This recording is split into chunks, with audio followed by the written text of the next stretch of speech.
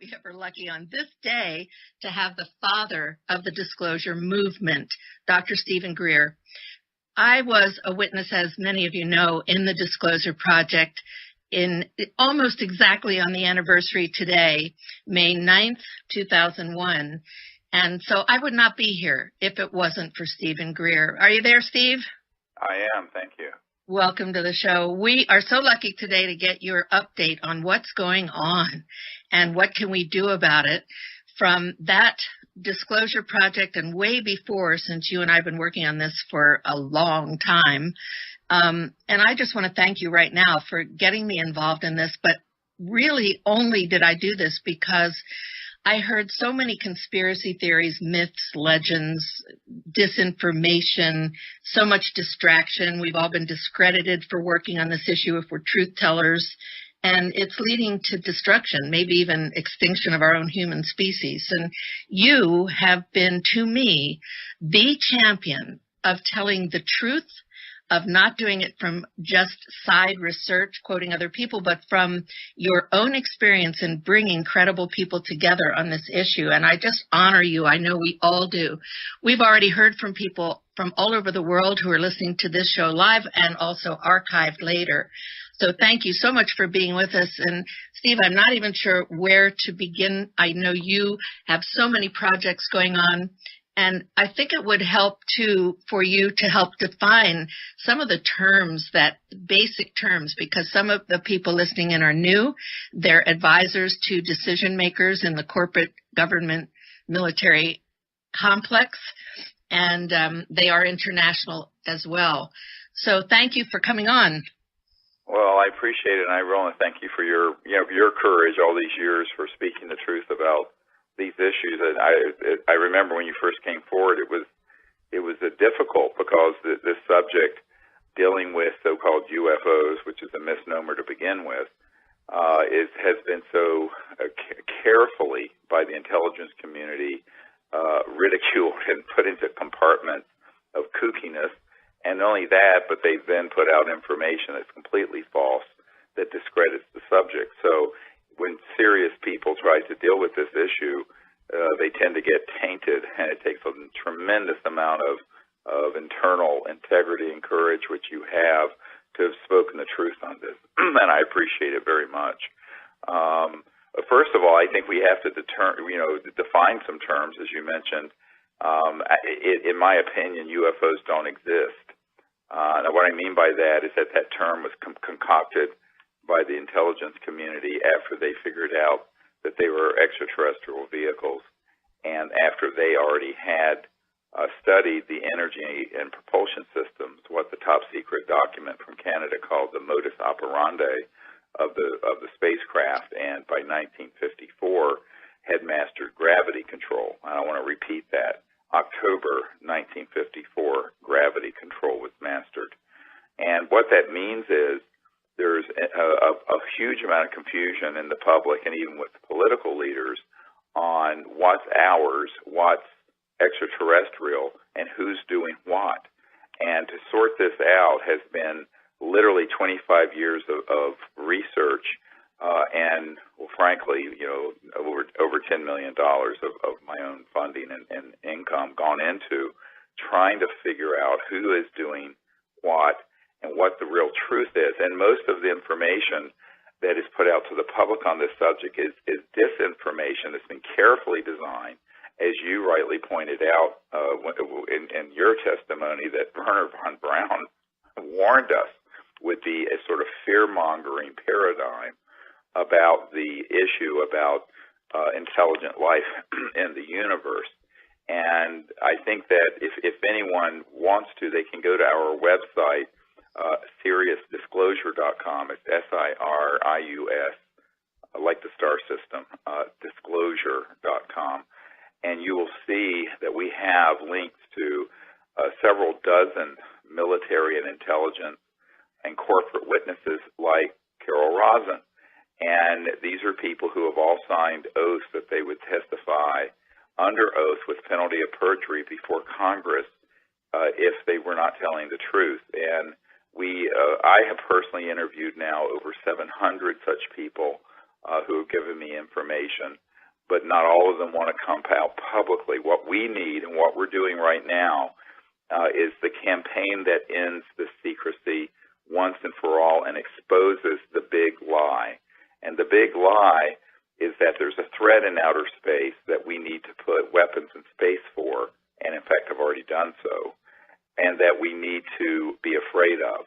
One of the big problems has been, in my opinion, Carol, is that the whole UFO subculture has become so whacked out with conspiracy theories and rubbish that the truth has been very hard to get to. Back in 1994, I began to have people who were deep inside the national security state,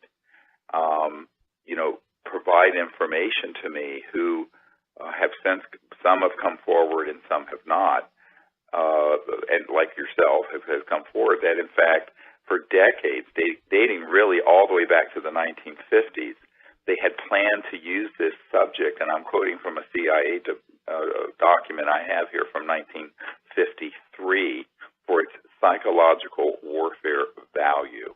Let me repeat that, for its psychological warfare value. So, and this is an uncontested CIA document that I have. So when I began to do briefings for high-level people like the director of the CIA for President Clinton and the head of the Defense Intelligence Agency, the three-star General Patrick Hughes, and Admiral Tom Wilson, who was the head of intelligence for the Joint Chiefs of Staff, members of the Senate Intelligence Committee, and others, what I found is that there were two categories of people in government. One were people who were part of a very deep project, which we call an unacknowledged special access project, that was illegal, unconstitutional, and had gone completely rogue. And that happened in the 50s on Eisenhower's watch. The other were people of similar rank. It could be the President of the United States. It could be a senior senator on the Intelligence Committee. It could be a three-star general. It could be the director of the CIA. And those people were deliberately being lied to because they were analyzed and found to be not willing to go along with the agenda of the secrecy.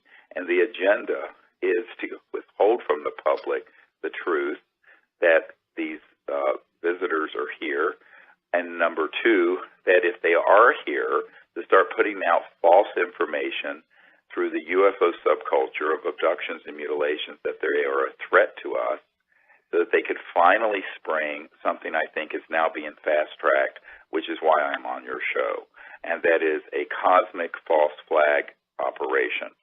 And they have also withheld this information because the technologies behind how these objects move would completely give us free energy for the Earth, eliminate all poverty in a generation, clean up the Earth's environment in a very rapid manner, including the ability to reverse all toxic, radioactive, and chemical waste. These technologies we have, and the taxpayers of the United States have spent upwards of $8 trillion that have been confiscated into these unacknowledged special access projects. So a USAP, or Unacknowledged Special Access Project, let me explain how it works, because that's the title of a new movie we're working on, and we need everyone listening to go to SeriousDisclosure.com, and even if you give $1 or $5, the price of a latte, and help us do the research and do this expose, we are doing a full-length feature film and also a book at the same time, and we're planning to do a global concert event. We're looking to have 1 billion people look at this when we launch it early next year, that exposes the truth behind these USAPs, not only what they're hiding, but also what they're doing to deceive the public, and more importantly, to bring out the technologies that would give us an entirely new civilization on Earth. So the title of the movie is Unacknowledged, and it comes from the first word of what a USAP is, an Unacknowledged Special Access Project. And let me just explain how this works. So this is something that the average person, in fact, many people in government don't even understand it. It works this way, particularly in Congress and in the White House when they first get in. I'm sure after some time they realize that they've been had, but initially they don't. And actually right now we're reaching out to both presidential campaigns to bring them up to speed on this. But an unacknowledged special access project, as you know, Carol, is one that is not supervised by the legitimate overseers of the democracy or of any government, whether it be in the United States, Canada, the United Kingdom, Australia, or for that matter, Russia. These are projects that are deep black, and the men and women I know who have been in these USAPs describe it as follows. The people in that compartmented top secret operation report to only the person in charge of that operation. And even if the general or the admiral in charge of the Joint Chiefs of Staff or the Secretary of Defense were to ask them about them, they are simply to turn to them and say no such project exists. Now, I have people on my team who have been in these projects. This is not a conspiracy theory. We have upwards of $100 to $200 billion at least every year going into these super secret, unacknowledged special access projects. And the way that they operate is, quite frankly, without any accountability to the people, but also without any accountability to the government oversight capabilities, which means that they are illegal and they are rogue. So between 1993, when I first briefed R. James Woolsey, the director of the CIA for President Bill Clinton, and 1997, we had concluded that this entity dealing with this, which has been called MAGIC, the Majority Intelligence Committee,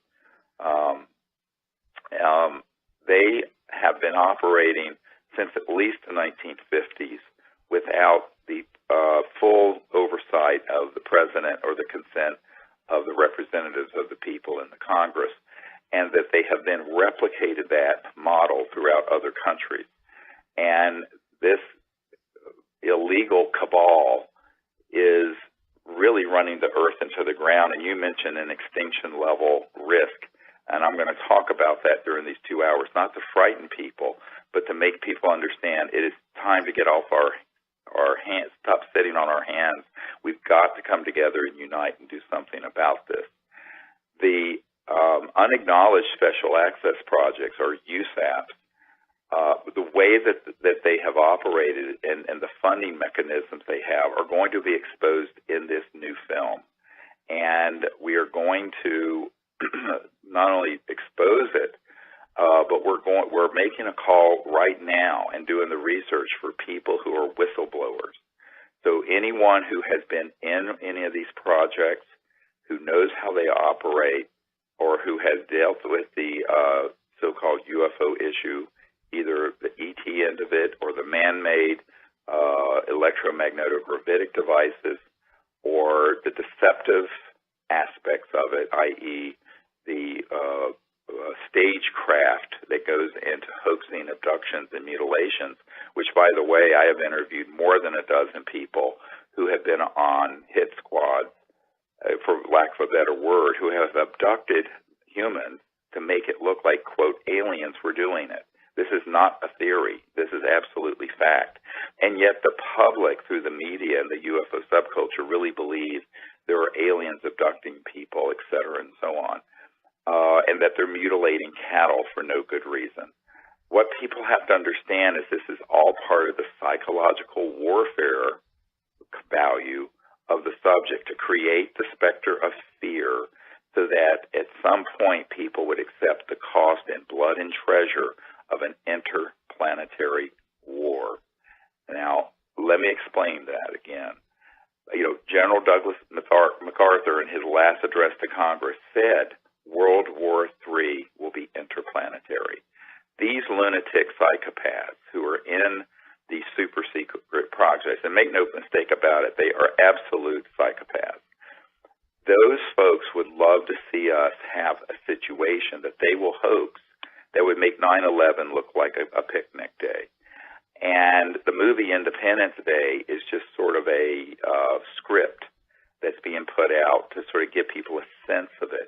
In fact, the new trailer for the new Independence Day actually has an Army recruiting part of a logo on it, and it almost looks like a recruiting video for the U.S. Army.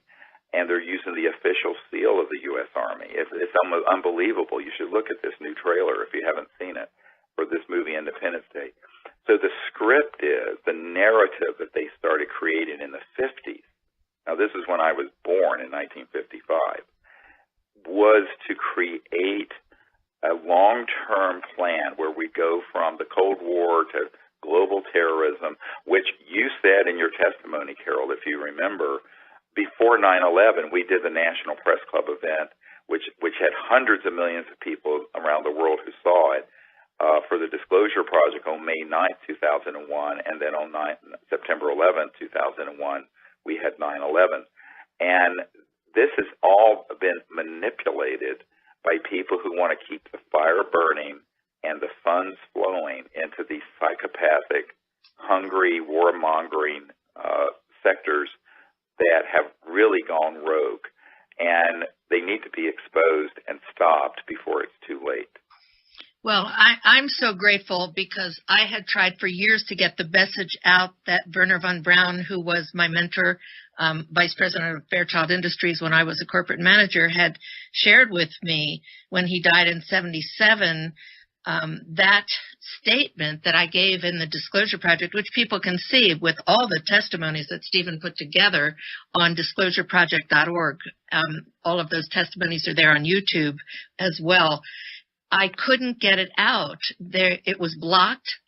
I was allowed to talk about it, seems, at different conferences because I had credentials from being a corporate manager of an aerospace company, space and missile defense consultant, and so on, to different organizations, industries, even to the Space Command intelligence community.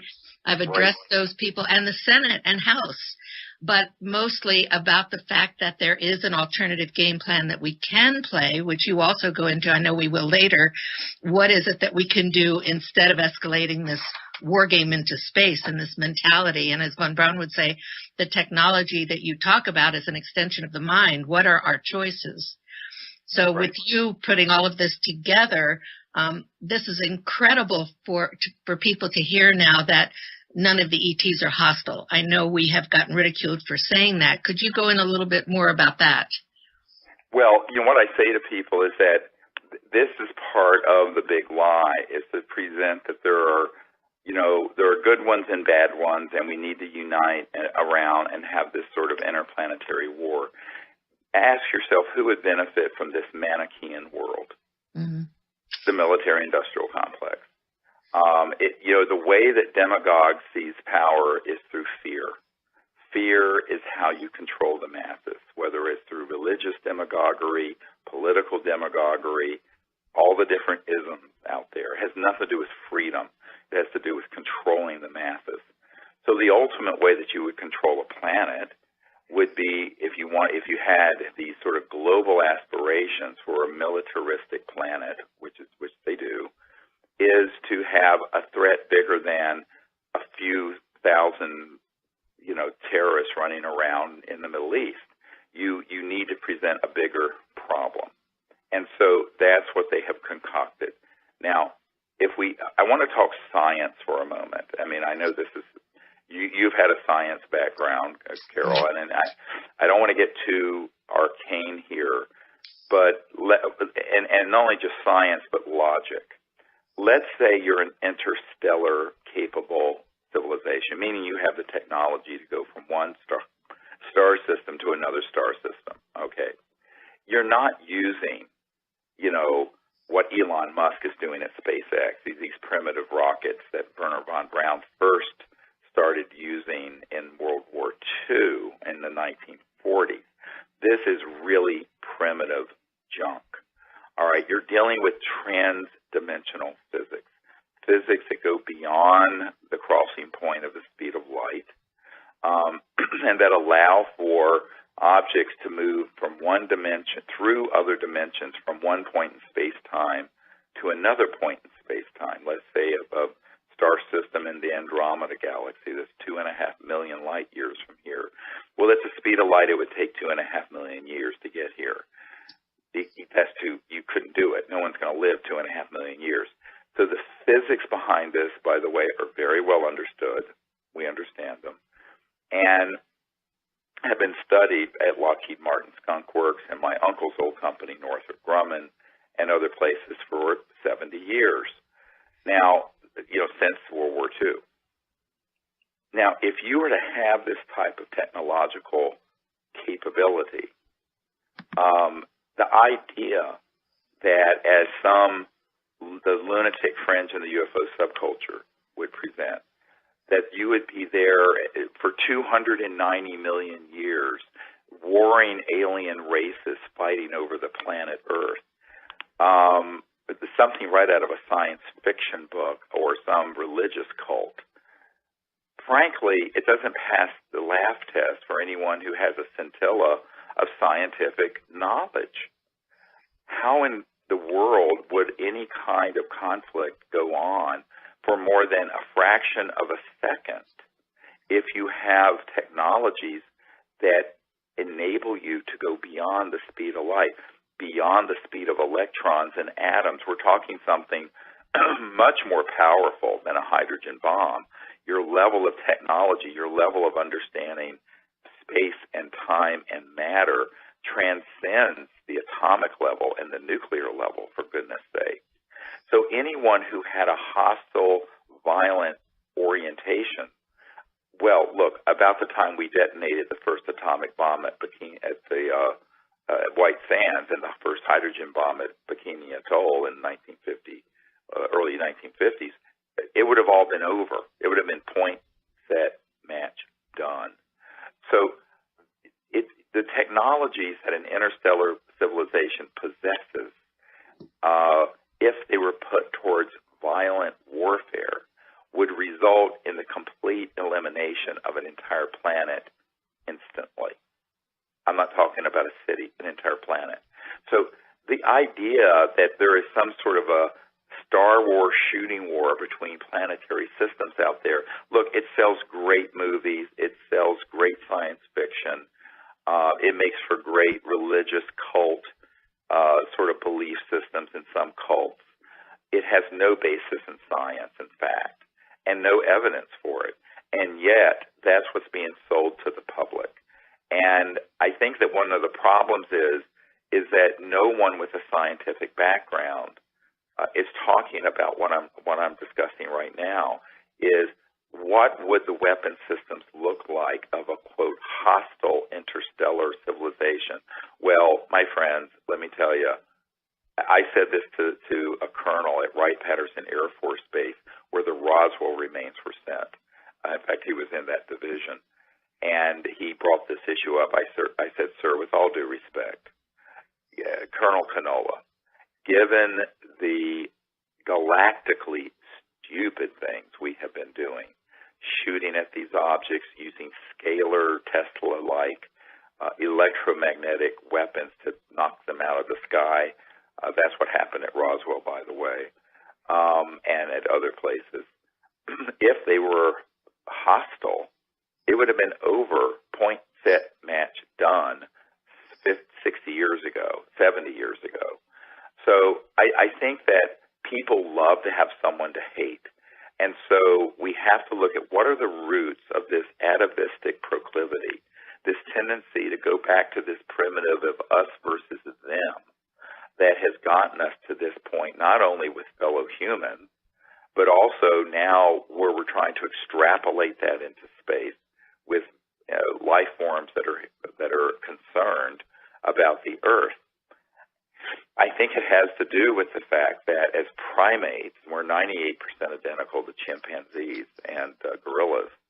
There is this tendency to be afraid of otherness and then to organize into troops and to engage in warfare, which actually chimps do. So there's this aspect of humanity that has to be transcended through higher spiritual consciousness, in my opinion, and spiritual development and rational thought. So we don't always have the default position, it's different, let's kill it. It's different, let's hate it. Whether it's gay people, whether it's black people, whether it's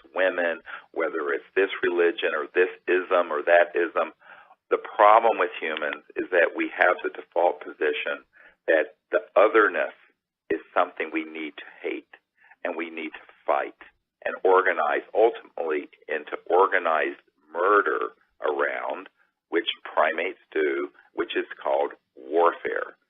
Now, we're past the point, I think we're 100 years past the point where we needed to have large-scale war on this planet. We shouldn't have had World War I and World War II. We certainly don't want World War III, and we certainly don't want an interplanetary conflict. Now, the only way we're going to avert that is a genuine spiritual awakening, but also an expose of the manipulative people who want to put information out there that is false, disinformation, and that is designed to hit all the hot buttons of fear that result in people hating someone who is other, different than them. And this is something that, as an emergency and trauma doctor, I would see people come in over the most trivial things where the guns and knives would come out because of some small conflict. Well, those were tragedies, and I would help save their lives, and many times I did.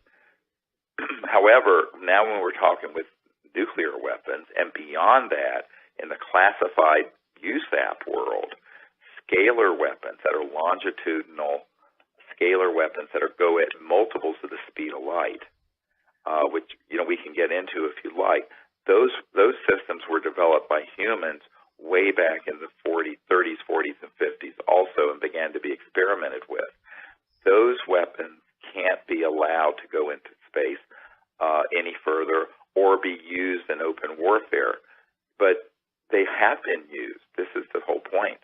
There has been years where they've already been used to target these extraterrestrial vehicles. That's how we have managed to down so many of them. And I have worked with many people who have been in these covert programs where they have targeted extraterrestrial vehicles and been able to hit them and bring them down. Now, it doesn't happen every day, but when it does happen, it's a terrible tragedy. And in my briefing to General Patrick Hughes, who is the head of the Defense Intelligence Agency, which, by the way, is almost as big as the CIA. It's the in-house military intelligence and analyst group within the Pentagon. The man who's the director of that, he tried to get to the bottom of what was going on with these USAPs, and he was basically brushed off. So I was brought in to provide the briefing with one of my military advisors and someone who had worked with Eisenhower in the White House, who was an elderly lawyer at this time. And at this meeting, what was interesting is that he said, before I got into this command, I couldn't have believed any of this is true. He says, and now that I'm sitting in this chair, I know it's true, that there is a group of people who have this kind of knowledge and technology who are running amok. He says, but I don't have access to them, even though I'm the director of the Defense Intelligence Agency. And the same thing was said to me by the head of the CIA, and the same thing was said to me by the man who is the head of intelligence for the Joint Chiefs of Staff, J2, Admiral Tom Wilson.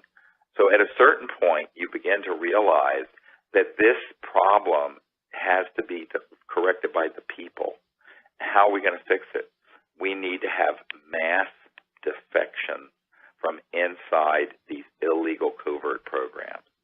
Now, I've been consulting with Danny Sheehan, who's a constitutional attorney, and a number of other experts in constitutional law, as well as some military advisors. What I devised in the 1990s was a methodology for doing this. And I want to be very careful because on this show, I'm asking right now for people to defect from the corporate world, the intelligence world, and the military world, and to go on camera with their testimony, documents, and evidence about all of this. And the way that we secured their release from their national security obligation is that by the time late 1997, early 1998 rolled around, we had made the assessment and has had it confirmed from the level of the president on down. And in fact, I had been green-lighted by the head of intelligence for the Joint Chiefs of Staff. My friend and your friend, Dr. Edgar Mitchell, was at that meeting with Admiral Tom Wilson when Admiral Wilson, turned to me personally and said, if you have people who can come forward and expose what is going on with these illegal projects, you have my blessing. Do it. He says, because they won't give me access, and I'm the head of intelligence for the Joint Chiefs of Staff of the biggest military in the world. And I said, yes, sir, we'll do everything we can. Because I had asked him, would he help us? He says, they won't give me access. Carol, I had given him a document that's a National Reconnaissance Office, NRO document, that runs the super secret spy satellites that are in space, and some of them are already weaponized, I hate to tell you, and they're killer satellites. Well, he said to me, look, Carol, the Admiral in his office in the E-ring of the Pentagon said to me, I found one of those compartments that he recognized the name for it on this secret document that I had provided to Obama and to him and other people. And he said he got hold of that compartment, this super secret operation, and said, look, I'm Admiral Tom Wilson. I'm J2, Head of Intelligence, Joint Staff. And the person on the other end of the phone said, yes, sir, we know who you are. And he says, well, I want to be read into this project, briefed on this project. Military says read into. And they said, sir, we cannot discuss this with you. And he says, why not? They said, you don't have a need to know. And he said, God damn it, I'm the head of intelligence for the Joint Chiefs of Staff of the United States. How can I not have a need to know? And they said, sir, we will not discuss this with you. And they hung up on him. So this was before I got to the meeting, because I'd sent this briefing dossier prior to Edgar Mitchell and me going to the briefing. So what he said to me is that, he says, they are blocking me from doing anything. And he says, what I have learned is that the best thing I have in my weaponry is a B-2 stealth bomber. And these guys have things that can go to the speed of light and beyond that have already been developed in the Lockheed Martin Skunk Works and that can do circles around my B-2 stealth bomber. That's how he put it to me. And Edgar Mitchell was a witness to this, as were several other people. Edgar Mitchell was so inspired by you, by the way, that we connected in 1974, and I'm updating a book that he and I wrote way back then that has a lot of this kind of story in it, including honoring you, by the way. And we have documents like this. You have a lot. And I had testified before the Senate with the document that was the strategic moves for how to educate people, how to hoax this whole thing. And yet we still have, Steve, these politicians coming out. Oh, you need to send me that document. We'll put it in the film. Of course I will, yeah. And I'm very concerned now about the decision makers, the politicians, the candidates who, even if we give them these documents, how do we get them to come around and make the decisions that we want? Thank goodness you're producing. I want you to make sure we get in more hints and we do it in both hours. What to do about it? Well, there's so much people can do. I'm trying to give people the background so they understand what we're doing. Mm-hmm. So what we did following this was to do what's called a UNOD letter. Now, everyone listening needs to write this down and tell all their contacts who've ever been in the military or intelligence or corporate world about this. It's called a UNOD letter. It stands for Unless Otherwise Directed. And I did a letter, and this was going to be in the film. It went to the heads of every agency in the United States government that said the following. And by the way unless otherwise directed letter works in military circles is that if someone writes to their commander or to an agency with an unless otherwise directed letter, it says, unless otherwise directed, this is my assessment, this is what I'm going to do, unless I am otherwise directed. In other words, there's no overt act that needs to be taken after that. Mm-hmm. But you have to prove they received it. So what we did, we sent it return receipt requested and by couriers that where it was signed. And in in this unless otherwise directed letter, we stated the following, that we have done briefings for all of these top people in the United States government and similar people in the United Kingdom. These people have been lied to and denied access from the president on down to this type of intelligence and compartmented operation. That is illegal and unconstitutional. Therefore, a priori, all those projects are running illegally and outside the law and cannot use the law, including the National Security Act, to enforce the secrecy of anything they are doing or any personnel, human intelligence, material, documents. Those are all fair game for disclosure because the projects themselves are illegal. And unless otherwise directed, we are going to start bringing forward, and this is what we did with the Disclosure Project, top secret documents, top secret testimony, people who were in these unacknowledged special access projects, people who had signed security oaths, and they are exonerated forever from any penalty under law because the project that is the people who are managing these secret projects are doing it in a way that is illegal and unconstitutional.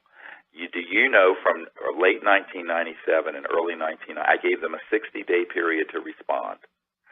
From that time until now, no one orally or verbally or in writing has gotten back to me and said, you are wrong. No one. And in fact, I've gotten more and more confirmation that we are right. What this means is anyone who's at the Lockheed Martin Skunk Works Cube in the high desert underground in California, anyone at SAIC, anyone at MITRE Corporation, anyone at Booz Allen Hamilton, anyone with Northrop Grumman, Boeing, anybody with the CIA, NSA, Department of Defense, any branch of the military, et cetera, and so on, in this country or in our ally countries that have information, documents, material, physical proof, you can bring it to me and we will disclose it.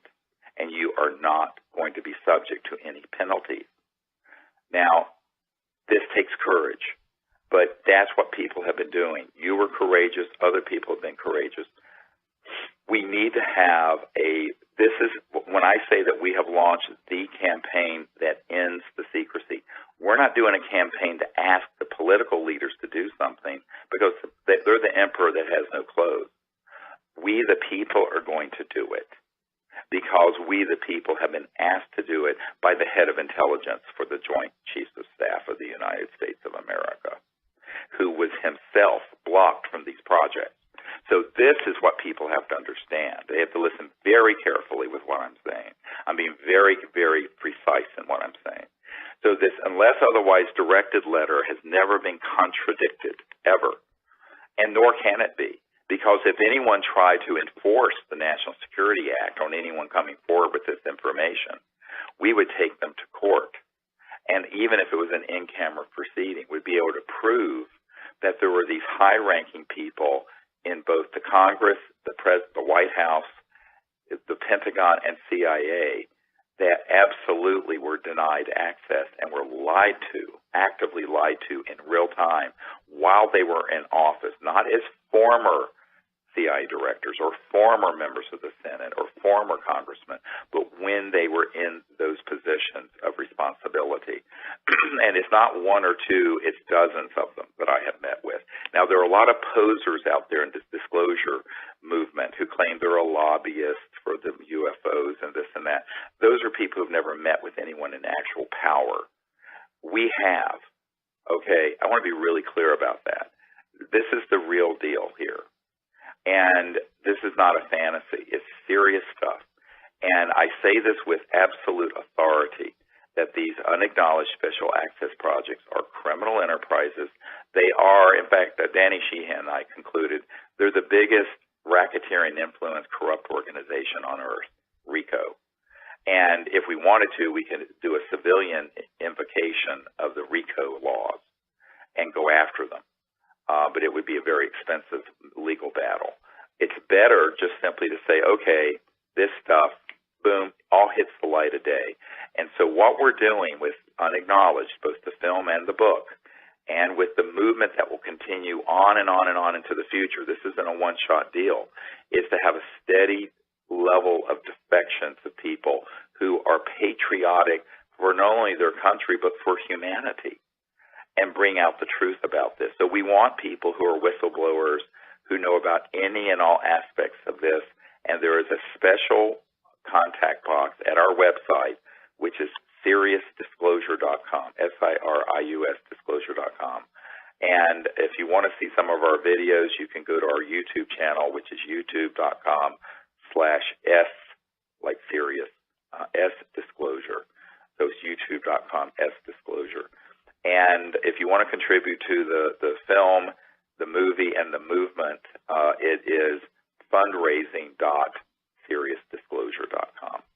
So we need help from millions of people, really. This is a huge movement that we need to launch, that we have launched already, but that we want to go to the second big exponential burst of disclosure on this, because Carol, we're running out of time.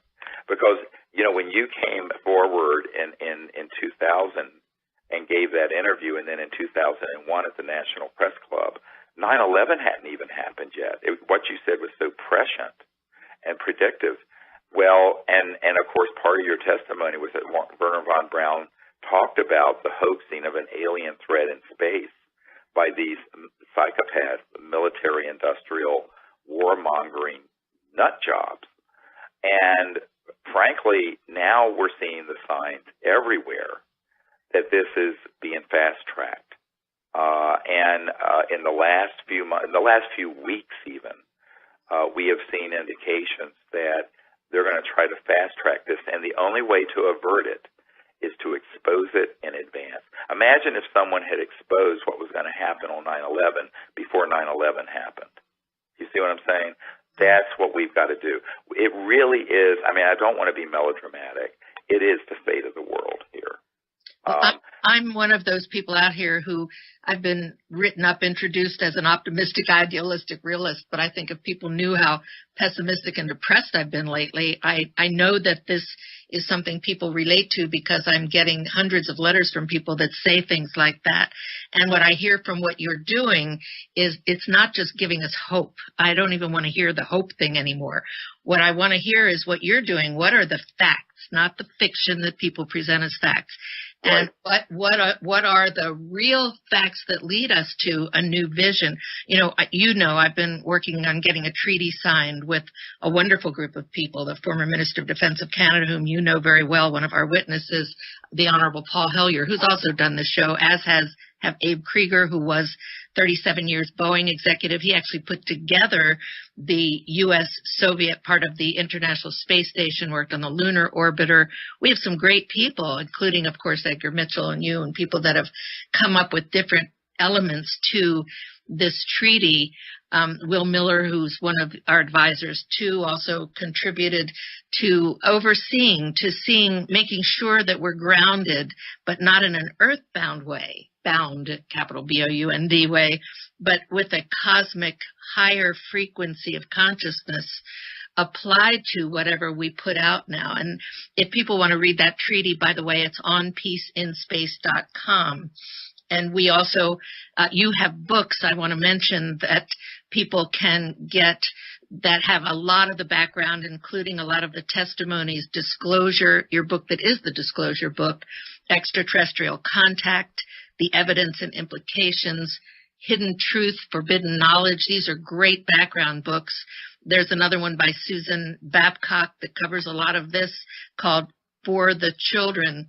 And these are some background pieces. That one has some of my personal story in it too, but leads to where we're going with this, which is the truth-telling of this issue, unlike it has ever been told before, without all the garbage that's, I think, is just the myth and legends, the things that people have quoted and pushed through the ufology kind of community, or the peace groups too, where they're blaming, the Nazis run the space program. Of course, they're all dead, but I mean, it's so much disinformation.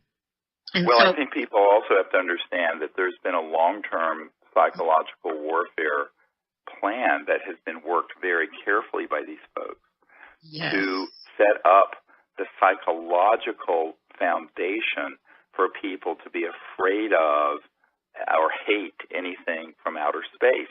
It's been done through Hollywood, it's been done through video games, it's been through science fiction, but it's also been done through the UFO subculture, and it's been done by staging events. We know for a fact that a number of things have been staged that have been made to look like they were, quote, alien, that were 100% human. And this is done all the time. And I had a guy who worked for NASA said, oh, yeah, he says, if we have a classified object that's one of these anti-gravs and something happens, we'll just stage it and make it look like it was an alien thing that happened. And people will believe it because people don't understand what the head of the Lockheed Skunk Works, Ben Rich, said, what he meant when he said that we already have the means to take ET home. That, for decades we have had classified technologies that are in these unacknowledged special access projects that enable humans to have extraordinary transportation capabilities. And these technologies are real. It's not mythological. And they've been abused because guess what? Nobody is supervising it. The people don't know about it, and the people's representatives, except for a few that are on the inside, know about it. And the ones who have betrayed the public, who are representatives, they lie to their fellow representatives. For example, there is a Senator, John Warner of Virginia, who has been on this committee, this secret committee, who they then would turn to his fellow senators and say, oh, pshaw, there's nothing to it. And I know for a fact this happens every day. I go to briefings. 2.5 years ago, I was at a meeting in the Great Barrier Reef where I was presenting this to 120 world leaders, and there were people there from the oil industry and the military-industrial complex who were embedded just to go behind my back to anyone I provided this positive evidence and proof of all this, and say, oh, no, this is all not true, and if it were true, I would know about it. And since I'm your buddy in this elite group, you'd believe me, wouldn't you? You see how it works, Carol? It's all affinity politics. So I think people have to understand how this secrecy, and we're going to expose in this movie how the secrecy has run and what the agenda is, and then we're going to show what the truth can do. What's the point of exposing all this? Well, if we expose it, maybe we can avert World War III, number one. Isn't that a nice idea? Number two, maybe we can go into space only peacefully and have peaceful relations with these interstellar civilizations, which is the whole purpose of my work, is to create a higher consciousness and a higher understanding of an enlightened civilization. Maybe we can bring these technologies out to benefit the Earth's impoverished masses and to save Gaia from environmental destruction, so we don't have another Fukushima and we don't have to have endless destruction of our biosphere through fossil fuels and nuclear power, because we have something already developed that's better. And that's the other call I'm making. We want people who have operational zero-point or over-unity technologies. If you are ever going to come forward now. We have the backers to fund it if you need to have funding. Now, we don't want to hear of a theory. Don't contact me with a theory. I have file drawers full of theories. But if you have an operational system that is closed loop, meaning the output power runs the input power and it runs a net load of some significant wattage power, get hold of me absolutely immediately, and we have top people who will be in touch with you, and we will take care of you, and we will get this out and disclosed, and if possible, we'll have it in a stadium with the top artists and celebrities in the world in a celebration early next year, and we will disclose that new free energy technology to at least 1 billion people. That's what we're planning to do with this campaign. And we know they're out there, but people have to, again, step forward. It's time for people to understand we have a shot at this, because here's our choice. The choice is endless war and destruction on Earth, or we start a new civilization with a new consciousness that is based on the universality of our being conscious beings, and that we live together in peace and we transcend all these conflicts, and we bring out these long withheld sciences and technologies that would give us the means to live on the Earth without it being destroyed environmentally, and that we live with our neighbors in space peacefully, and we ban and keep all weapons and all systems out of space, and develop what I called for several years ago, a Council on Interplanetary Relations of enlightened people who work on relationships with these interstellar civilizations so that they can only be peaceful. Now, let me talk about that for a minute. That is so important because, I have no doubt there are civilizations out there who, while not overtly hostile, if they were overtly hostile, we would have been done, but who are very unhappy with the stupid things that these covert programs have done on behalf of humanity. Now, we haven't consented, but still it's humans doing it. So we have some relationships to repair. We have to ameliorate as much as we can this sort of damage of 70 years of this cat and mouse game that's been going on Earth and in space, dealing with the ET issue. And I think we need wise people on a council who will do this, Carol. And we need people who are going to understand what the stakes are, who won't give way to just blind hysteria and fear. So that's what I think we have to do all of this in the coming year or so in order to have a course correction for our civilization. The reason that I'm doing this American Freedom Radio show, Stephen, is to bring you on, because this is the update that all of us have been needing and looking for, and we have much more to do. By the way, the next hour, we're also going to cover this urgent timing. It is so critical. We're going to talk about some of the things that are going on, like the ballistic missile defense shield that just got activated in Europe. Imagine how we're antagonizing these enemies. Oh, my goodness.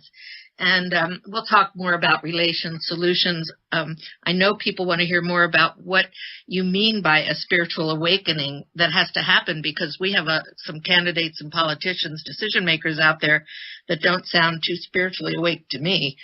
And it's kind of unnerving, because these are people that are going to be making some decisions for us, or how, in fact, do we get into positions where we do it. And, of course, coming through what you're bringing out, the operational technologies that are, Von Braun would say, is just an extension of the mind. And, of course, these beings that are coming from other places and other dimensions, other universes, are not coming here with fossil fuels. I mean, for goodness sake. So right, exactly. I mean, we're talking about technologies that are pulling energy from the fabric of space-time and zero-point field or quantum vacuum.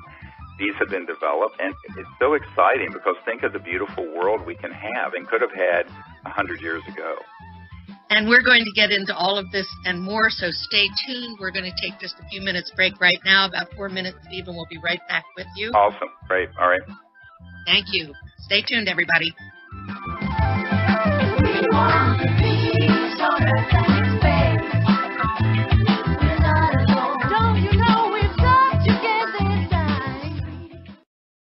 No rules, no rules, no taboo topics, no taboo topics, no fear of doom, no fear of doom. We are American Freedom Radio, American Freedom Radio.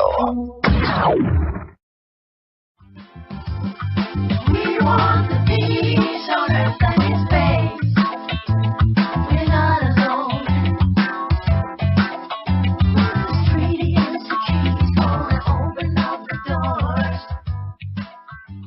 Welcome back back to the Carol Rosin Show, Part 2, May 13th, 2016, with the father of disclosure. Are we ever lucky? We're hearing the greatest update.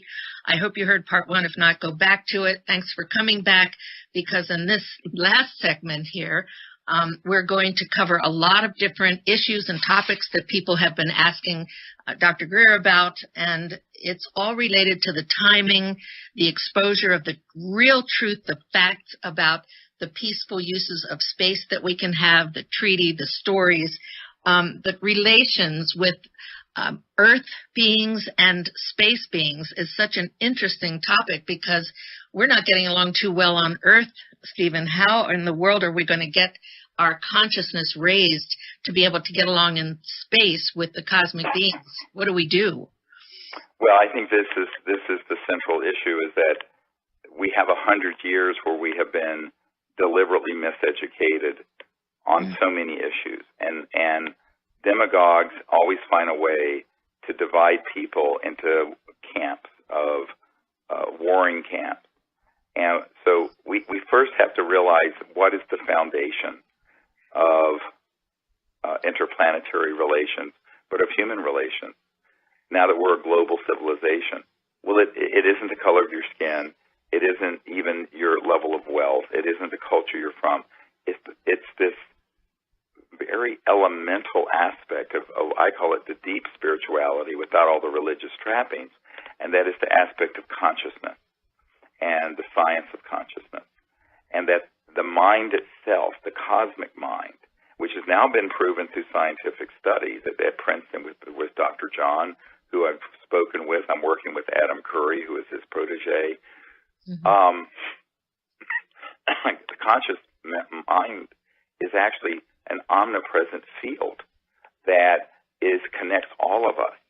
And this is where, you in the meditative state, when you go into deep and silent meditation, and you end up experiencing this non-local mind, the aspect of the mind that's everywhere, that is a real experience that humans have had since the dawn of humanity. And that, if we begin to look at it, is the foundation for us understanding. When you look into the eyes of another human, the light of awareness is there, and that awareness within that person and yourself is a singularity. As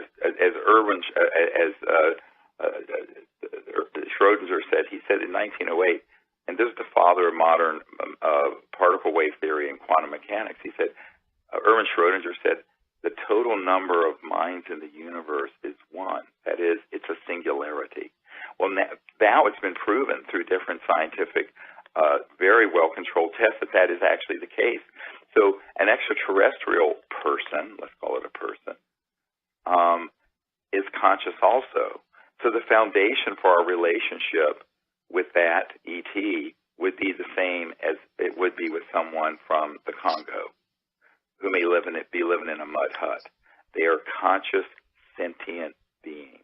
And when I first started off on this journey, I started this as the Center for the Study of Extraterrestrial Intelligence, and started the CE5 initiative, which is when humans willingly make open contact with these civilizations. And we have done this thousands of times. I just returned from Arizona in the wilderness, where we had amazing contact experiences with these civilizations. I was training about 25 people. And what I tell people is that the foundation for that ability is already within every single human being. So this is the spiritual awakening. If people understand the singularity of the light of consciousness. And so you can look at an infinite amount of diversity, which is beautiful, but instead of fighting over the diversity, find this point of commonality. What is the common link? And the common link is that we're all conscious and sentient. And when you begin to think about that, but also have meditative experiences in it, this is the heart of compassion the Buddha talked about, where we are all one. We are each other. We are all one being. And that is the dawning of compassion. So this sort of spiritual awareness is going to have to be the foundation. It can't just be an intellectualization and political effort. So we're going to have our intellectual and political efforts guided by a higher spiritual awareness that has also now been scientifically verified, and that is that the conscious mind is this infinite field, and it actually is a single field of consciousness shining and refracting within every individual person. And so when you begin to think about that, oh, well, not your individuality isn't the same as someone else's, but the light of consciousness whereby you are awake, that awakeness, that essence of awareness, that is one. And so understanding that is a beautiful thing. And that's what we have to also bring. So imagine this, what we're wanting to do. Now, we've engaged one of the largest producers in the world of big outdoor concerts and festivals. Imagine early next year having, if we can find one, a free energy device on the stage. And then we have this random number generator system hooked to lights and consciousness on the stage that prove non-local mind, and an expose of all these secrets. And it's with the biggest pop stars and rock stars and celebrities in the world in a global celebration with 1 billion people watching. That's what we're planning to do, Carol. Oh, and now, stage with all the stars and with all the people coming forward now that have worked so hard that are listening to the show on this issue, and Zero Point on the stage creating that whole reality. To me, that might be the only thing that also can flip, educate, give the experience to the presidents and decision makers of the world. Yes, of course. I mean, look, the leaders of the world, I've said for 25 years, if the people will lead and the mass consciousness change, the leaders will have to follow. This top-down business is a joke. And I have dealt with so many enormously powerful people, ostensibly powerful, who really don't have the power people think they do. And that includes the level of the president and these very high-ranking. The real power is with us. And so if we do the disclosure, if we bring out the truth, if we bring out the new paradigm, if we bring out the technology, then they'll go, oh, this is great. And then they'll provide, quote, leadership from behind. In other words, as someone said to me, on the really big changes in society, people who are in power always come in secondarily. It has to be the people who bring it in first. It's a joke to think that these leaders are going to come together and say, oh, we're going to do this. That isn't how change has ever happened, ever. And if you study history, all you have to do is study the history of how big change. I mean, the civil rights movement didn't come from the presidency and Congress on down.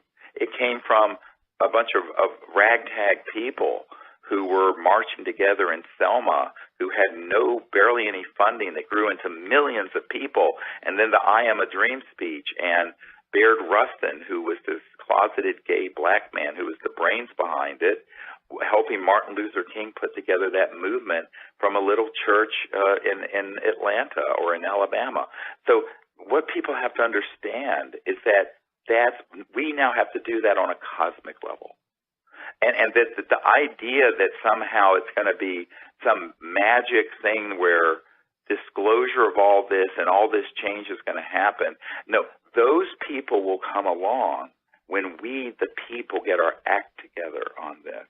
And I've been saying that for 25 years.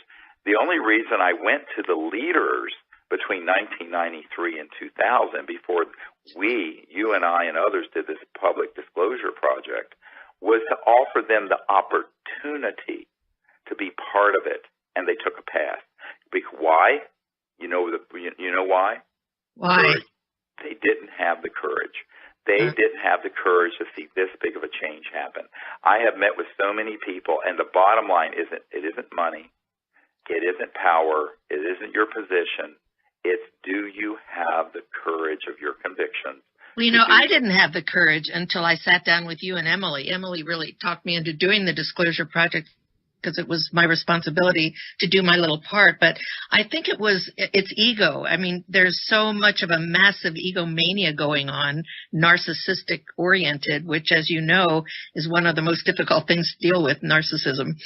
And so how do we get the courage up in these decision makers? I mean, listen to these candidates. If you say national security, yeah, I'm interested in the disclosure UFO issue because of my concerns about national security. Well, that's the code, of course, to escalate the war game.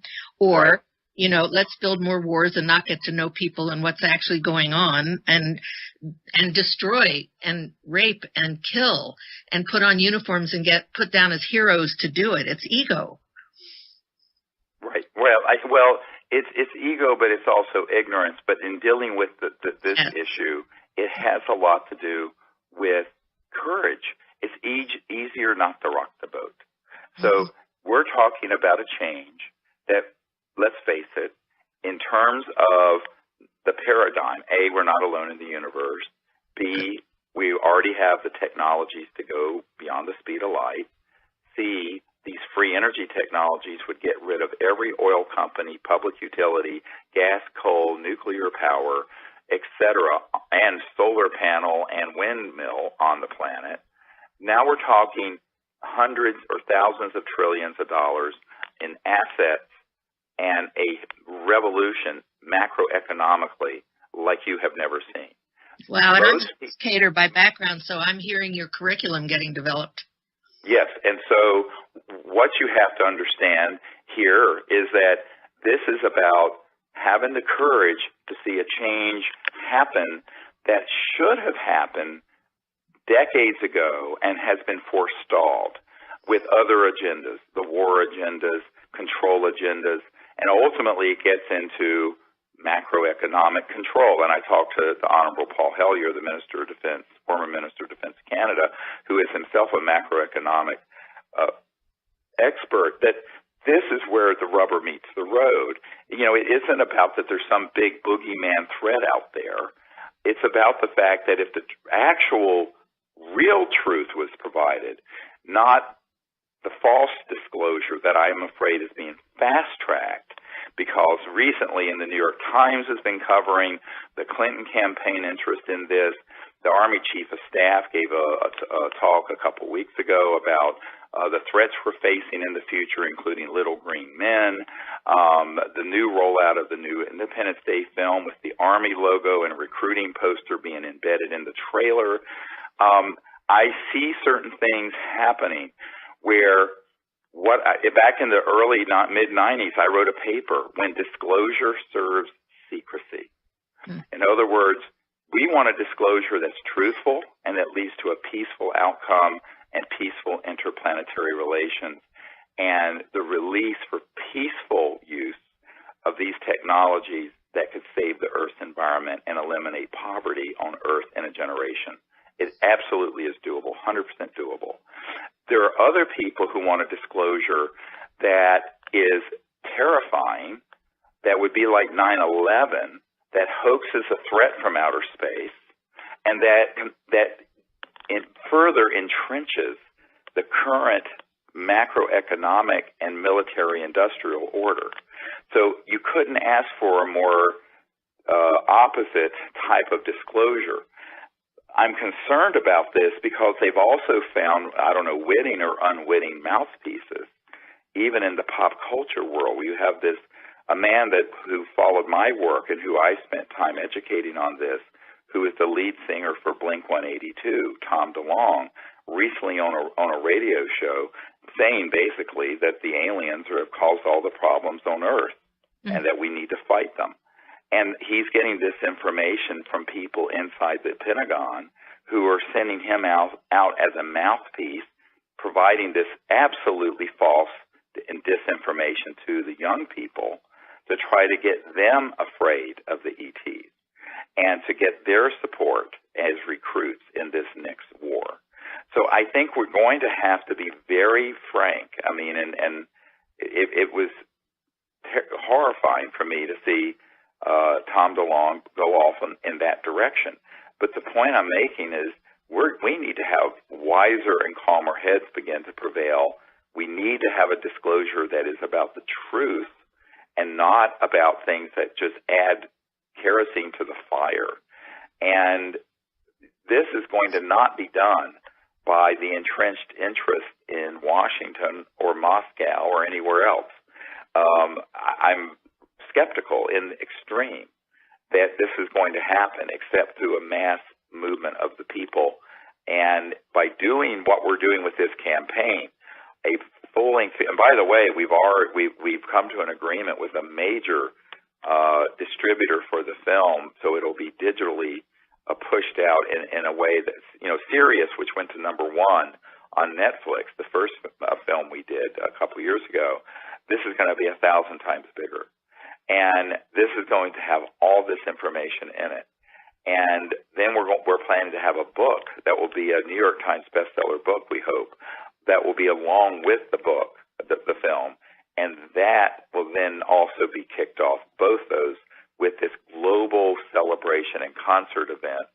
And I'm hoping at that event we can actually feature an operational either LENR or zero-point energy device, low-energy nuclear reaction, the cold fusion, or free energy device. We're in search of one. Again, if anyone knows of someone who has one that is operational and not theoretical. And that's this country or any country, by the way. Any country in the world. We have a team now that's been stood up in the last 2 or 3 months that can fund, acquire, and open source. What we're planning to do is get the technology, acquire it, and provide it for free. There will be no patents and no intellectual property holdbacks, and it will be massively released to the public. These are concrete proposals and policies that if any of you are writing up policies or advising decision makers or candidates, please include them, because these are positions that are not being taken yet, that really what Stephen's describing are the opposite of the emerging threats that we're hearing about. I mean, you may have heard just even today, it was in the paper, ballistic missile defense shield that the U.S. has now activated in Europe. And Russian President Vladimir Putin, who reintroduced the treaty that calls for the peaceful uses of space. Again, you can read that on peaceandspace.com. This president of Russia has now changed the position because they have to retaliate. This is just part of that old game plan. And what Stephen's talking about is a whole new paradigm that includes the free energy, the most advanced space age technologies, and the courageously spoken concept that we are not alone. And this is how we're going to heal ourselves and our environment from the toxins, pollutants, methane, radiation, all of that. This talk that you're giving right now should really go viral. I hope people will hear it, because there is no threat out there. This is all manufactured. And those of us who are trying to tell this truth are being discredited, and we need help. So please contact Stephen and make sure that we all participate in this and put our input and ideas into it. Well, yes, and the thing is that the people who are the demagogues, who are in the intelligence community, they know how easy it is to manipulate people towards hate rather than love, or towards fear rather than open conscious acceptance. And it's manipulative. And I mean, look, we had 9/11 happen. What do? We go invade Iraq, that had nothing to do with it, and spend $2 trillion, create tremendous instability in that part of the world, and now there's ISIS. So but that's done deliberately. In other words, these sorts of things are done deliberately with very well thought through advanced planning by these monstrous interests that have at their core a need to grow militarism and war, because it is one of the biggest industries on the planet. If you take oil and war making, those are the two biggest industries on the planet. So these are all need to go the way of the dinosaur.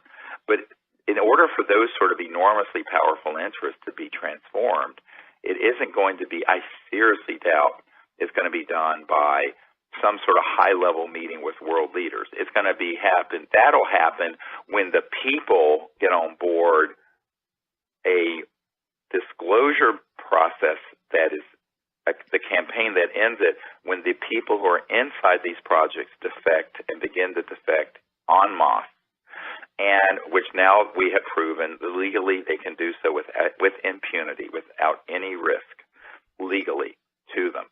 And there's no risk to them personally if they do it correctly altogether, which is why they need to contact me personally as soon as possible if they are legitimate firsthand witness to these operations, programs, what have you. And we also need people who are going to defect from the counterintelligence and psychological warfare programs. I have interviewed personally a number of people who have been on abduction and mutilation squads posing as aliens. This is true, sounds science fiction, because of its ability to seed panic and fear in the public about ETs. Now, when I first heard of this, I thought this has got to be a science fiction story. And then I met one person and another person and another person. The problem is I've had a hard time getting them to come out publicly because this is the heart of the secrecy.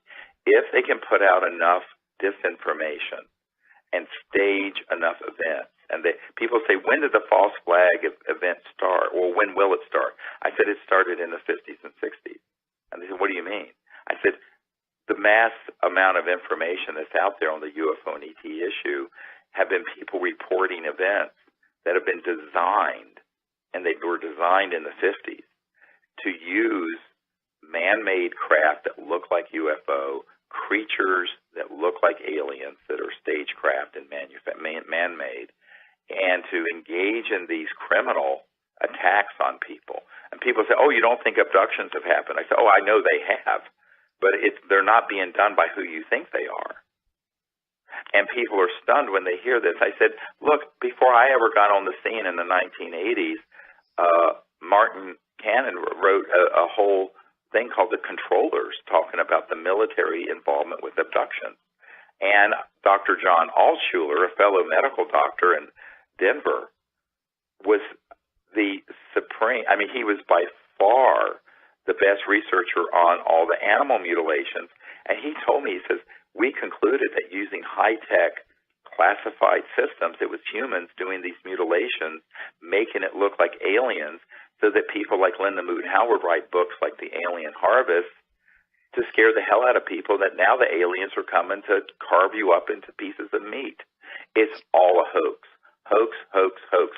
And what you have to realize is that the technologies to hoax it were developed by the 50s. By 1954, all of those technologies had been developed to stagecraft this. Now, I'll tell you something scarier.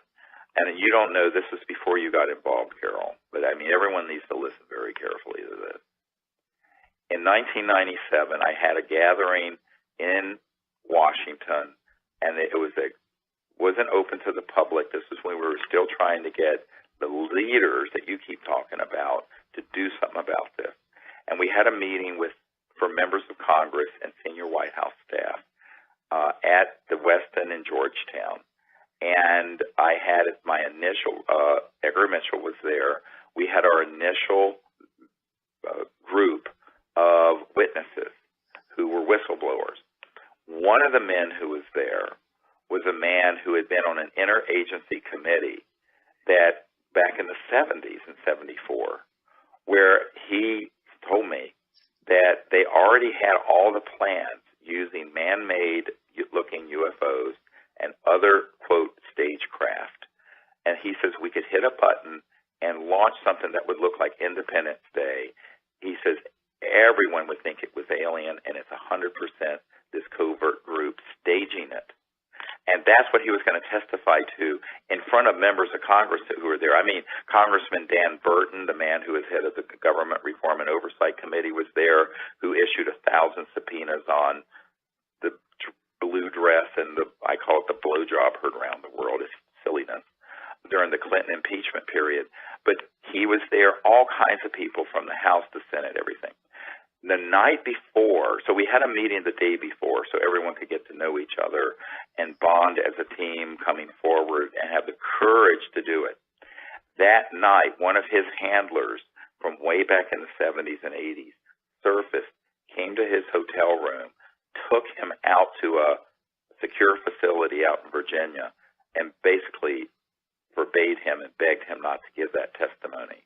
So we don't have that testimony, but he told us before he was abducted and taken out of the hotel that this is what, and he says, my understanding is that that capability was fully operational not only in 1974 when I was on the Interagency Committee, but well before then. So we're sitting ducks here. At any time they can hit a button, launch a bunch of things that would look, quote, alien, and they were 100% staged by humans, making it look like a threat from outer space. That capability exists. It's got to be exposed. People who are on the inside who know of those capabilities need to come forward and speak the truth, because otherwise we're talking like the Gulf of Tonkin in the Vietnam War, where we exaggerated and staged the attack on our warships so that President Johnson and the Congress would greatly expand the Vietnam War into that disaster, or a situation like 9/11, but something much worse. So I'm putting out a call. It is urgent that people who know of this, even historically have been involved back in the 60s, 70s, 80s, 90s, whenever, come forward. We need you to step forward. It is time to defang the monster, because here's what it is. I liken it to the Wizard of Oz phenomenon. You know, if you've ever seen the movie The Wizard of Oz, and there's this old crudmudgeon behind the curtain, and you pull the curtain back, and it's this old crudmudgeon pulling all these levers and scaring the hell out of Dorothy and all the animals. Well, guess what? This is the same thing. You got these crudmudgeons back there who are hell-bent on maintaining global domination and control, pulling all these levers, scaring the hell out of the people. But the problem is they really can scare the people and the people's leaders. Remember, the nature of these unacknowledged special access projects, they're highly compartmented. Even people at the level of the presidential intelligence don't know all the compartments and what's going on.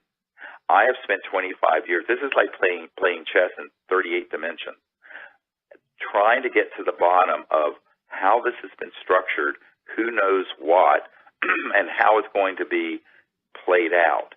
And this is I'm sharing with you honestly the assessment we've made.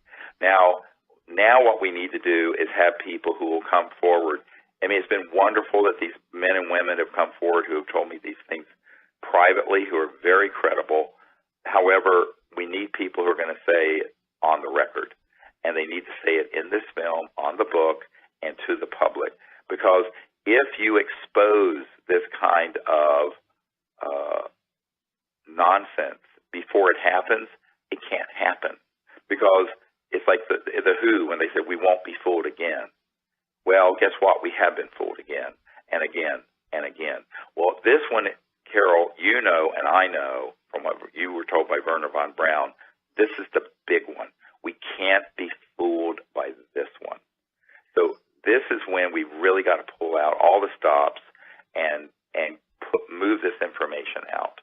And when we do, then even the leaders of the world will understand what they're not getting in the presidential daily briefing.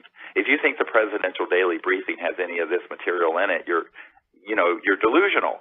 They don't have access. The presidential level of briefing doesn't reach to these unacknowledged projects. So that's why we named the movie Unacknowledged. I mean, people go, where did this name come from? Well, this is where it came from. This is the most important show, personally, I have ever heard, and your message is what's making it so important. The punchline, the pivotal piece of this information is that it's a hoax, that there is no enemy coming to us from outer space to steal our ovaries and sperms and turn us into gold mining slaves. It's not going to happen. And right. No, it's a total nonsensical idea, but it plays with the public because let's look at this, Carol. Even today, there are tribal wars going on around the world and in the Middle East or in American cities where one gang or group after another is raping and killing one other group. And so it's so easy for people to extrapolate the human experience and do an anthropocentric projection onto these extraterrestrial civilizations.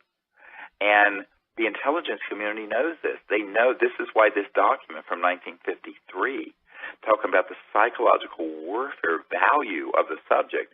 And it was signed by the CIA director at that point. This is why this is so important, is that, and it was referring to the UFO matter and the psychological warfare value it had.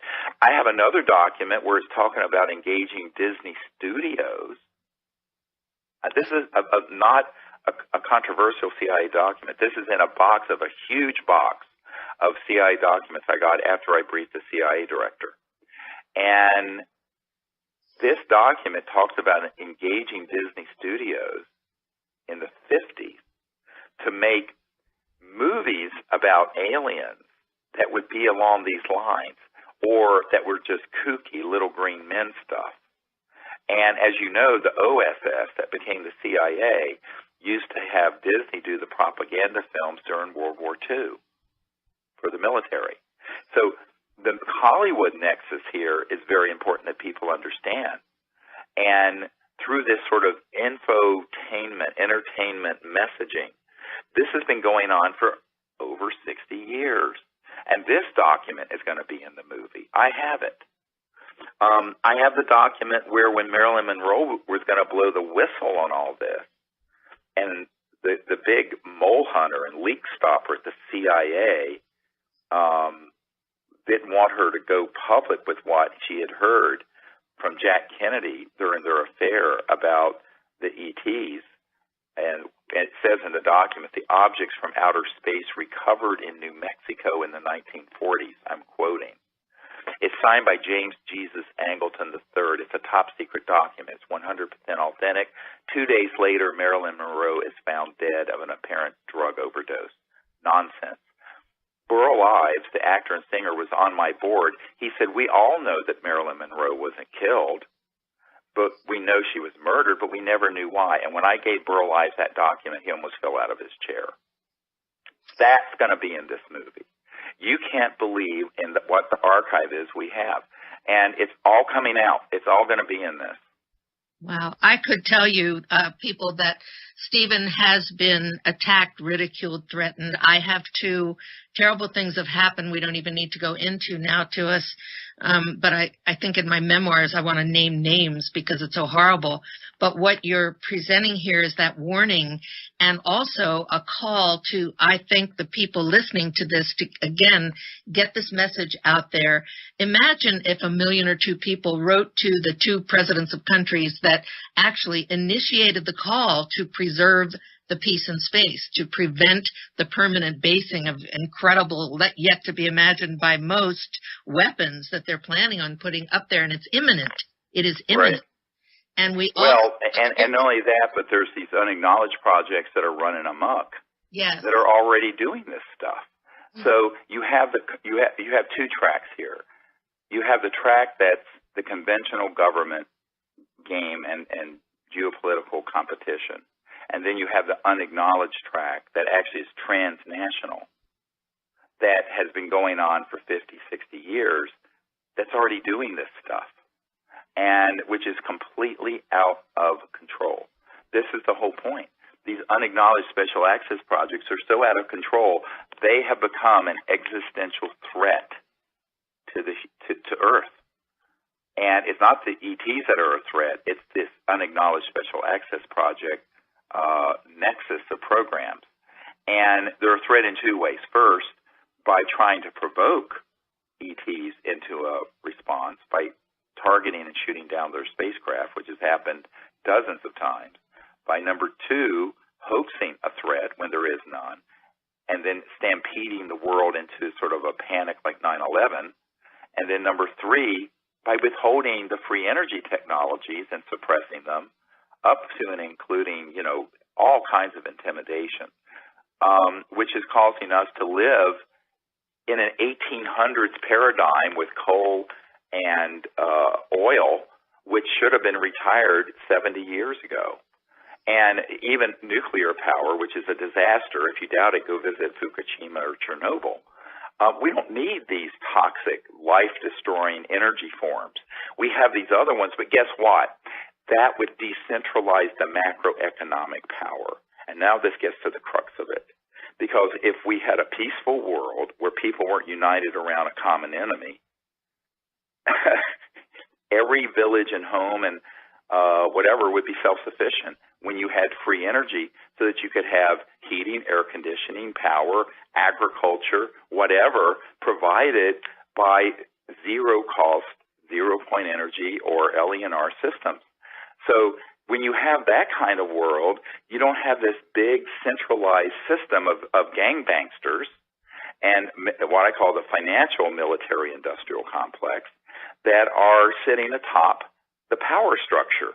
The power literally and literally in terms of energy power and metaphorically in terms of political power then goes to the local level globally. So on the one hand, we'll be very interconnected as we are now communication-wise, but we will begin to be transportation and have free energy and very self-sufficient. So every home, village, what have you, would be self-sufficient. You wouldn't be tied into super tankers coming out of the Middle East or transmission lines coming out of Con Ed or whatever your utility company is. So, and of course, we're leading to that. Now, what do you say to the people? Sorry to interrupt you, but I know I want to get this in. What do you say to the people who say, well, gee, my job is in coal, my job is in electricity, my job is in this? How do we address this job critical situation of how people are going to be living in the new vision? Well, it's a very important thing. First of all, there has got to be a plan. First, you're going to have a 15-year transition. It's not like you disclose this information and every car and home in America suddenly has this. And this is the problem. We're running out of time to do it, Carol. I've been involved with 25 years of this now. And if you look at the turnover for heavy industries, what I mean by turbines, jet engines, cars, refrigerators, those are on a 15-year cycle, and some are longer, the big industrial 20, 30, 40-year cycle. So this is this is like the Marshall Plan that rebuilt Europe, but 1,000 times bigger, because we're talking about retooling the entire planet with these kinds of technologies. So first of all, it isn't going to happen instantly. Secondly, we barely have enough time to do it if we went full bore and all this came out in the next year. Thirdly, where there is economic displacement, and there'll be, there's going to have to be a compassionate social support system put in place so that those people have transition income that support them at the level where they can live in a dignified way while they're being retrained into these new high-tech energy sector technology, which we have done a very poor job of doing.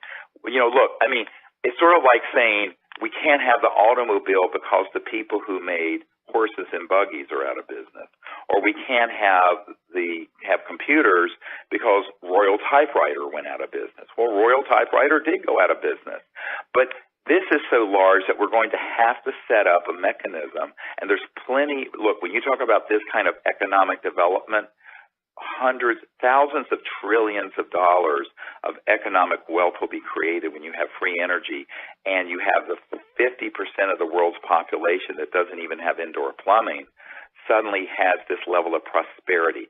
The amount of wealth that can be created in the world is mind-boggling. We can have 1,000 corporations as big as Apple just to get this job done and get the transition done. So there'll be enough wealth that will be developed from this in terms of economic growth, because right now we're way underdeveloped. We're living almost like in a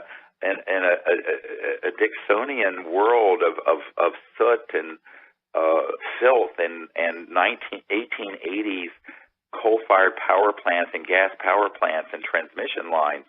When we transition to this new system, the amount of wealth and prosperity will be such that I predict the average work week will go to between 10 and 20 hours a week. Full employment will be working 10 or 20 hours a week. There'll be time for creative pursuits, the pursuit of higher states of consciousness, and also the ability to put a social safety net so that no one is living in the kind of poverty we see in Appalachia or in the developing the so-called third world. But that has to be done as a matter of policy. And I think that, to say that we can't let this technology out because of the displacement in the relatively small percentage of people who work in the energy sector, it would be like saying you can't have the internet and computers because the people who made Royal typewriters would be out of business. It just isn't the way you develop a civilization. And besides the point, if we stay on the path we're on, we're melting both polar ice caps, the oceans are dying, we have global climate change, and on top of it, we have resource depletion. We have to do this. So it isn't a matter of if we do this, it's when. And the when should have been in the 1950s or before, but I wasn't around to do this, and neither were you. We have the situation we've been handed. So we have to be realistic and say, okay, now we're in a genuine global emergency. And all of these things are coming together. The interplanetary peace issue, the free energy issue, having peaceful contact, and this whole macroeconomic order that has grown up around a centralized energy and financial system that is inherently corrupt. And I think that this all has to get transformed, and we need a lot of wise people who will be working on this. But the first step in it is to do this expose, get the truth out, get it disclosed, get the technologies disclosed, open source it. Our policy is if someone wants to be, if they have it patented and they have one of these devices, we have people on our team now that can make the arrangement to buy them out. I couldn't have said that 3 months ago, Carol. I can say it now. So that is what's exciting. There has been a huge sea change in what we're doing because of the people who've stepped into this network, because there are people all over the world in the last year that I've been meeting with who realize how much trouble we're in. And so the good news is that we have the ability to do that now. We have people out here listening then are getting very inspired. I'm getting notes saying we should be publishing, everybody listening, because not everybody in the world can hear this. And right. Not everybody has the capability. I mean, someone from Romania just wrote to me and said, our little village is getting ready for the U.S. Defense Shield. The military people are moving in. I mean, this is what's kind of still going on. It's the old Earthbound game. And sure. You're talking about a whole new cosmic reality and policy. It's a higher level of consciousness that's based on the real truth and facts, not just disregard my advice of all of the conspiracy stuff. It makes me feel physically ill sometimes to hear it. I know. And look at the new technologies. Go to the websites where you see innovations and start talking about them so we can present a new vision. And I think that's what you're presenting, Steve, that's just so brilliant. People can be self-sufficient. They can learn how to farm. It's a whole new way of life. Well, with these sort of technologies, you could have in the Arctic an agricultural dome, because the energy would be free, where you could have tropical fruits organically being grown in very cold climates in the winter with no pollution. So it's a total different world once you make this basic change, but that's why it's been kept secret. You know, when I was at Lawrence Rockefeller's ranch, where he hosted the Clintons in the 90s, and he took me out one night onto his deck where he had the original Remington statue of the Native American on horseback, and we were out there under the stars, and it was so beautiful. And he turned to me and he said, Dr. Greer, you know, the disclosure of all this, he says, it's so, the implications are so vast and so profound that no aspect of life on Earth will be unchanged. And I said, yes, Lawrence, that's why it's secret. It's because it is so. So, you know, it's axiomatic. The bigger the impact would be, the more the extreme secrecy, to the point of there being unacknowledged special access project operations, are stood up around the subject. So the ET subject, the UFO subject, the free energy, innovative technology subject, the 0 point, the LNR, those all have the same policies that are being run by these controllers. And that's what people have to understand. And the only way around it, I assure you, there is no president of this country or any other that's going to wave a magic wand and bring this stuff out. But the masses can. The people can. The people who have stumbled across this same science and technology, who have it sitting in their garage or lab, they can get it to us. We will support them, and we will bring it out, and we'll have every A-list celebrity in Hollywood at this event and the whole world watching. You want to refrain from the 60s, the whole world watching. Then it's over. It's a game changer because we expose the false flag nonsense. We reveal and bring out these technologies, and we say, okay, all these games and nonsense, let those be of the past. Let's start a new civilization with a new consciousness beginning today. And it has to be a global movement. So these are points that when you're putting together your new interviews, your curriculum, your publications, when you're making contact with whomever you want to, that you may be able to influence, who's making a decision in your local community, in this country, around the world, these are points that Stephen's bringing out that I'm hoping everybody will share as widely as you possibly can, because these shields that are going up, the disinformation, the discrediting, is what's prevailing right now. And this is the breakthrough time. We are not going to get another chance in history. I agree. It's sort of do or die, and all the writings on the wall. When you have periodicals like the New York Times that have had an official policy of never covering this subject and about Hillary and John Podesta, her campaign chairman, dealing and talking about UFOs. When you have the Army Chief of Staff talking about the future battles with little green men, when you have the Army having its promotional stuff cross-promoted on the trailer for Independence Day, when you have, a rock star being fed disinformation about how aliens have caused all the problems on Earth and we have to go to some big war with them, that's a militaristic approach to this whole issue of space, talking on big radio shows and coming out with information and books and movies, you know that someone has pulled the trigger on what Werner von Braun, Carol, warned you on his deathbed about. That's what That's what I'm here to tell everyone. That's why I'm on your show today. Thank you. And the courage that you have and that we all have to have, and yours is courageous and it's contagious. And that's what I feel when I hear you too, because my space careers book was just taken by two guys who write about space weapons, by the way, and all of a sudden it removed the quote by Andropov that said the Russians were ready way back in the days of President Andropov to sign a treaty for peace in space and to not test ASATs unless somebody else tested these anti-satellite weapons. That's all been removed, and now there's a new book that got updated with the title of my book without my permission. I've been erased from Wikipedia. There are little things that are going to happen to people that do come forward. Yep. But you know what? In a group like what Stephen's putting together, we're together in this, and that gives me and the courage and inspiration to keep going. Right, so thank exactly. You. Yeah. Yep. Now, what would you tell people as a quick summary for what they can do, where they can get in touch with you? Yes, well, we need everyone's help. Whatever you can do. And this is a publicly funded, crowd-funded campaign, and you can go to Sirius Disclosure, that's SIRIUS disclosure.com, and help us, even if it's every little bit helps. You need to become ambassadors in your community looking for these whistleblowers who are military, intelligence, corporate people who know about this.